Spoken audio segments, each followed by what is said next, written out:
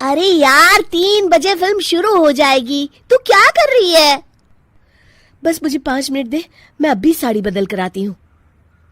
अरे बहू, तू अचानक कहाँ जा रही है? तेरी सास तुझे आवाज दे रही है। अरे छोड़ ना, ये बुढ़िया कभी नहीं सुधरेगी। क्या हुआ माँ जी? मैंने आपको कितनी बार मना किया है कि मुझे जाते हुए टोका मत कीजिए। मैं फिल्म देखने जा रही हूँ। तू अभी चली जाएगी तो मेरे लिए खाना कौन बनाएगा बहू?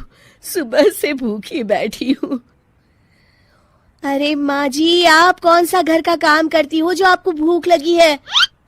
अच्छा, मुझे देर हो रही है, चलना रीटा। अंजलि के जाते ही सीता देवी अपनी किस्मत को कोसते हुए सारा दिन घर में भूखी बैठी रहती हैं।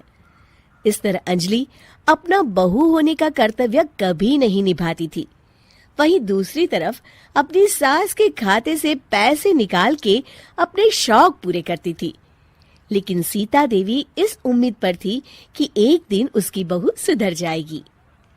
फिर एक दिन सीता देवी की जुड़वा बहन गीता देवी वहां आती है। अपनी बहन को घर के काम करते हुए देख गीता देवी आग बबूला हो जाती है। अरे ये सब यहाँ क्या चल रहा है सीता?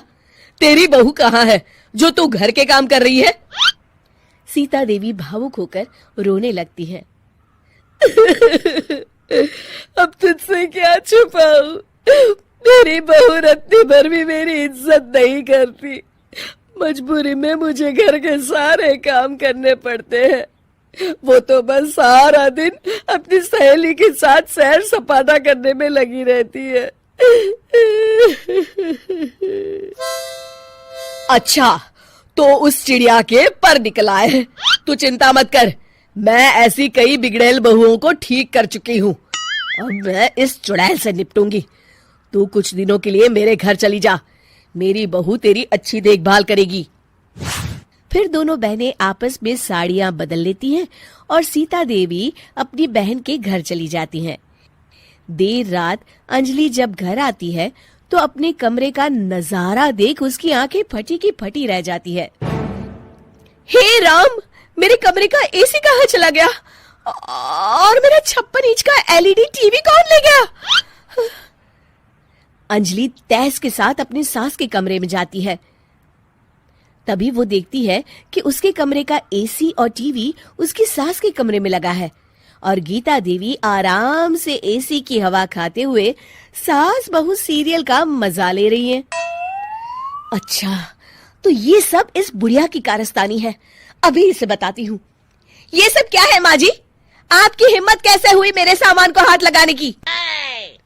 क्यों बहू, ये सारा सामान तूने तेरे पिताजी के पैसों से खरीदा है क्या? है?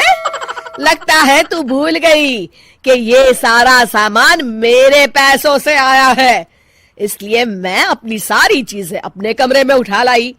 तुझे कोई एतराज है? चल जा यहाँ से, सीरियल का मजा किरकिरा मत कर। गीता की बातों का कोई जवाब नहीं बनता देख अंजलि अपने दांत पीस कर रह जाती है। अगले दिन रीटा और अंजलि शॉपिंग पे जाने की तैयारी करती हैं। अंजलि जैसे ही अपनी स्कूटी पर बैठती है तभी गीता देवी स्कूटी की चाबी निकाल लेती हैं। अरे, ये स्कूटी कहाँ लिए जा रही है? ये भी मेरी कमाई की है। माँ जी, ये तो आप हाथ कर रही हैं। मैं बाहर पैदल जाऊंगी क्या? हाँ, पैदल जा। वैसे भी तुझे घूमने का शौक है, मुझे नहीं।